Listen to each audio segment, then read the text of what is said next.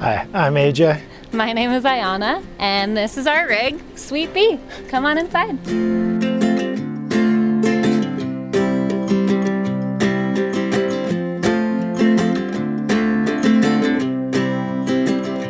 Welcome to the front of the bus. So probably the thing that stands out first is this miniature wood stove that we have here. This cute little thing. Takes up a lot of space in here, but in the winter when it's appropriate to burn a fire, it's pretty spectacular to have a fireplace in our house. The only trouble is that you have to saw the wood about this big. A lot of people put wood stoves into their rigs without properly heat shielding them. You'll see a lot of people who put in just like a piece of wood with ceramic tile directly on it, and that's not really safe. So we really wanted to do this appropriately. I was a wildland firefighter for 6 years, so fire safety was important to me. So around the stove, you'll see we have this sheet of copper-coated aluminum with 1/4-inch gap and ceramic spacers, which meets all fire safety standards. And then down here, we've got this nice river rock on cement board, which sits underneath and keeps our pantry safe. Underneath, we've got lots of storage. This is our main pantry in here, so it's just completely stuffed full of food at all times. Cookware down here, cutting boards, all sorts of kitchen gadgets. And this one is also cookware, and we have just an absurd amount of cast iron down here. In here, we've got trash, cleaning supplies. And then in the front of the bus, we have our driver's seat, obviously. This cool swiveling captain's chair. Down here is more storage, mostly camera gear under here. Tori's little hangout spot down in the corner by the window.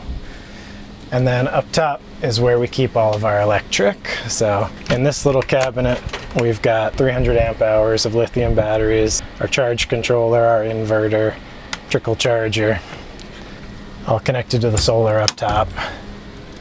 And then in here on the original bus fuse panel, we put our little fuse box. So we have a Polaroid camera that we bring along with us. We try to take pictures with people that we meet on the road, but we're very forgetful about it, so we collect them as often as we can. Got some speakers up here for when we need to bump tunes. And of course, a Shotsky. Only the essentials in tiny life, so the Shotsky made it. So this is our tiny kitchen. I wrote a cookbook called the Buslife Kitchen, and it is all done in this tiny little space on this little stovetop. 107 recipes from 15 different cuisines, all for stovetop cooking. So I think a lot of people, when they see our kitchen, are kind of surprised by, probably as much as anything, this tiny little sink. This is maybe the biggest mistake that we made in our build, is not putting a full-size sink in here. So when it's time to wash the cutting board, you're pouring water onto it and balancing it around. It's a real pain. But other than that, we've got this 3-burner propane cooktop. Keep our propane in the back in the garage, but plenty of cook space there. Got lots of storage up top. In here is all the sauces and oils, everything that we need. This cabinet is where we store primarily our toiletries.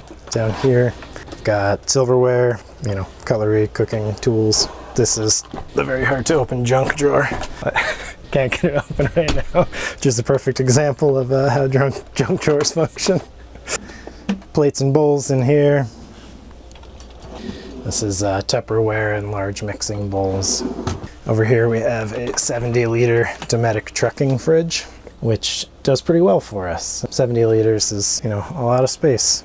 Keeps us on the road about a week between food stops. And then under the sink is where we keep our gray water, some additional cleaning supplies. Obviously, spices are important. We put the spice rack on the wall here, and a picture of our beautiful Tori.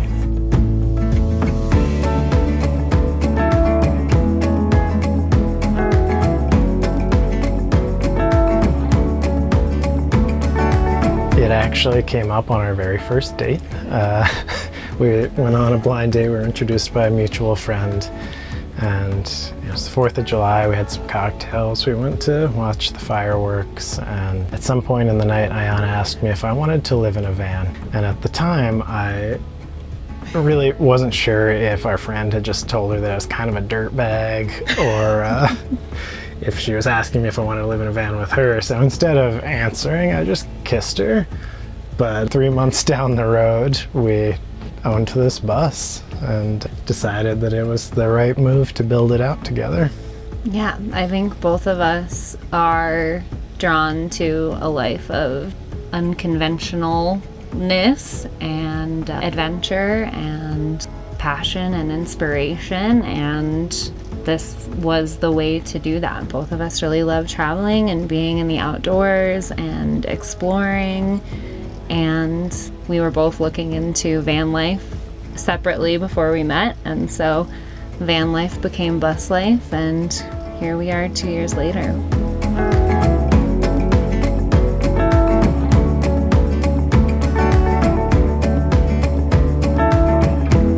So this is our living room couch area. We hang out here a fair bit. We have a really long walnut table that attaches right over here and swivels kind of all around, acts as a second countertop, really good for getting work done. These are just like patio cushions we found that fit the size, so that's pretty nice.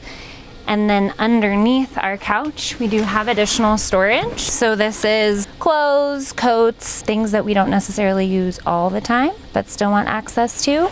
And then in here is a bunch of hobby stuff, essentially. I make jewelry, so it's jewelry making supplies. There's some of Andy's food photography things in here, extra napkins, all that good stuff. And then, so we've got our outlet down here. That's really our only 110 outlet in the bus. So good for charging laptops, other big electronics. So this is our bedroom. It's a queen size bed. We really love the width of the school bus because it allows you to have the full length queen size bed and still a little bit of room at the end. So we have a trunk at the foot of the bed. That's additional clothes storage, coats, bigger, bulkier things. And then we've got clothes storage up here.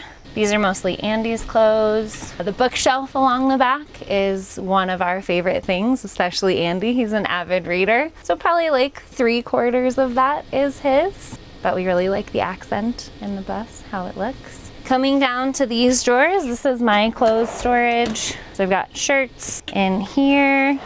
I never thought I'd be able to fit all my clothes in 2 drawers, and we're pretty close, so that's cool. Pants, dresses, skirts, things like that. This is our pseudo office drawer / second junk drawer, I suppose. And then in this drawer, this is where we store our table. So it pulls out of there, and then we can attach it over by the couch. And then this lovely contraption is our toilet. So we've got the Nature's Head composting toilet, and yeah, pretty much takes up all of our living space when someone needs to do the deed. But that's what we signed up for. So this is the original emergency exit hatch that was in the bus when we bought her. And I had this very romantic idea in my head of like hanging a rope ladder down and climbing up and handing cocktails out on the deck while Andy was up there. And we've recently opened it for the first time in almost 2 years. So we did not make a rope ladder, and we have not done that, but we really enjoyed it. It's great natural light to get in during the day. Also lets a bunch of heat escape, so the bus has been cooler, and it is like the cool trapdoor vibe, which you'll see when we're up on the roof.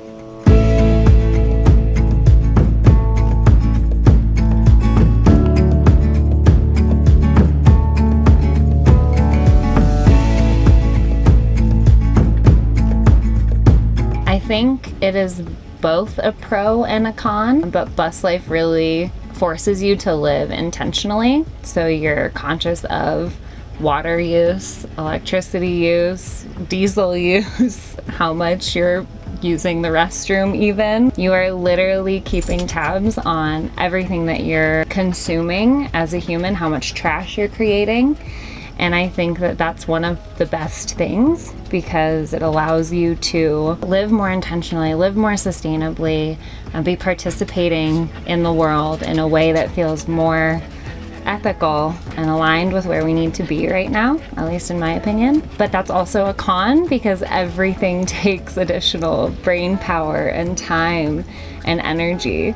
So there are definitely some days where I'm like, man, I just want a shower and unlimited electricity without thinking about where that's coming from or the status of our batteries. So I think that's like my number one pro and con for this lifestyle. And sort of piggybacking off of that answer, I think moving into this small space means that you have to give up a lot of what you have in your house. You know, you have to really minimize, and in that same sort of way, it really focuses you on what's most important. So for me, it's been cooking and writing. It's really focused that point for me. Ayana does natural dream work and makes silver jewelry, and those have become really important things to us in a way that before, when we had so many distractions and so many toys to play with, we didn't give them the time and effort that maybe they deserved.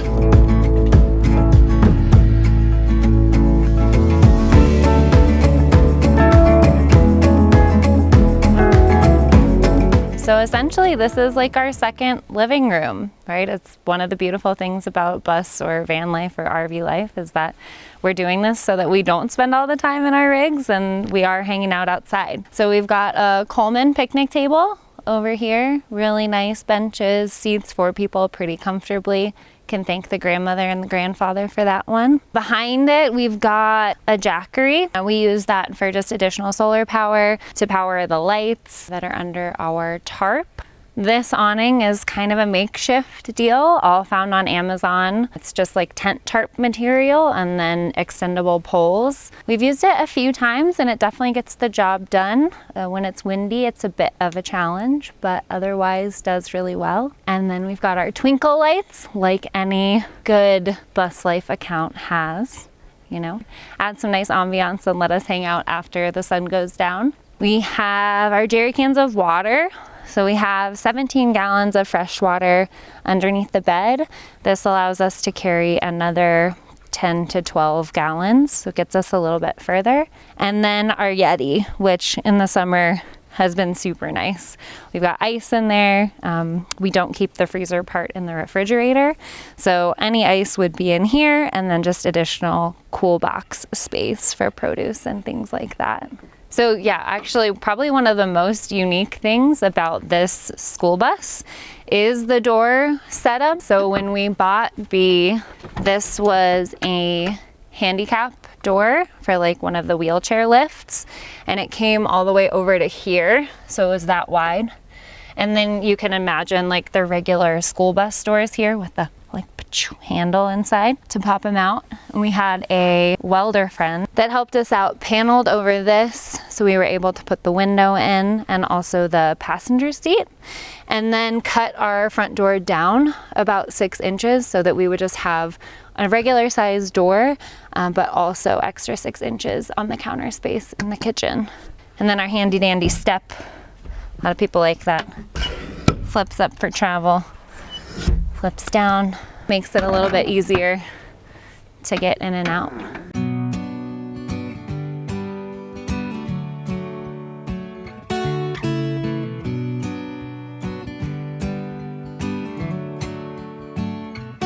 Well, I remember an intense discussion, maybe an argument, when we were building the bus about what life was going to look like on the road.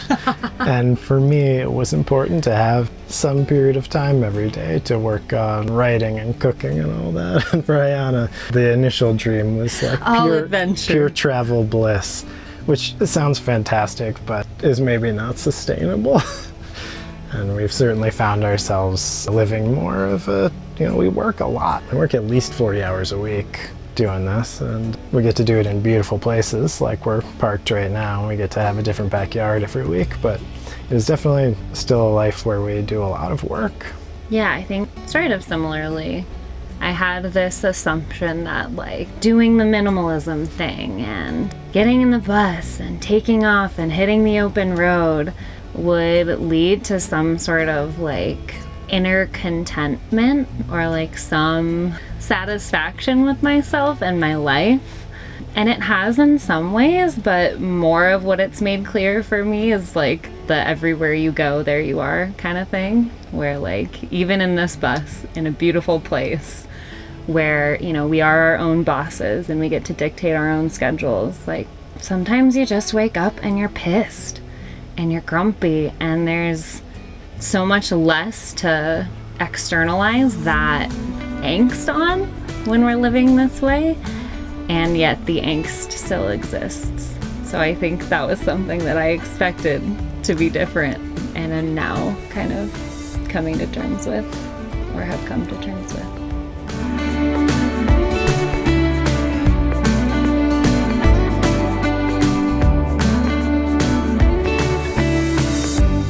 So this is our garage. Lots of storage under here. We've got our freshwater tank. That's the 17 gallons. We've got 2 5-gallon propane tanks back here, a ukulele, a paddle board, a weight set, all the tools that we need to do any repairs on the road, a bow and arrow, and a bunch of cookbooks. And then coming over here, as you can see, we've got the ladder straight into the side of the bus, and this leads us up to our rooftop deck. So this is our rooftop deck. It's made of redwood and has weathered just a bit in the last 2 years. This is the emergency escape I was talking about.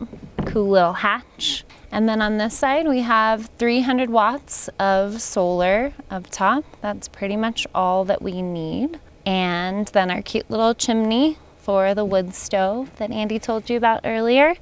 And this little white guy here is our cell booster, which helps us get service in places where we might not otherwise have it, and just get a better signal so we can stay connected on the road.